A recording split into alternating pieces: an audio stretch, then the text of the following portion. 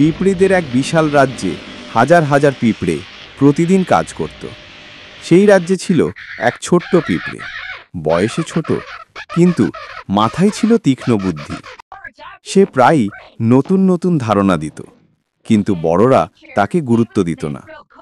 একদিন হঠাৎ রাজ্যে বড় বিপদ নেমে এলো।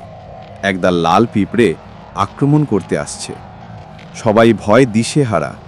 তখন ছোট্ট পিঁপড়েটি বলল, আমরা যদি সরাসরি লড়াই করি তবে হারব, বরং কৌশল ব্যবহার করতে হবে। প্রথমে কেউ বিশ্বাস করল না, কিন্তু শেষে রানী তাকে সুযোগ দিলেন। সে পরিকল্পনা করল গর্তের চারপাশে পাতা ও ছোট ডাল ফেলে রাখার। লাল পিঁপড়েরা এগিয়ে আসতেই সেই ফাঁদে আটকে গেল। রাজ্য বেঁচে গেল।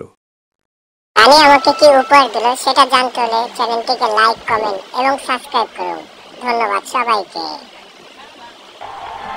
রাজা রানী আনন্দে বললেন, তুমি ছোট হলেও সত্যিই মহান। সব পিঁপড়ে কৃতজ্ঞ হয়ে তার বুদ্ধির প্রশংসা করল। ছোট্ট পিঁপড়ে সেদিন প্রমাণ করল, জ্ঞান আর বুদ্ধি আসল শক্তি।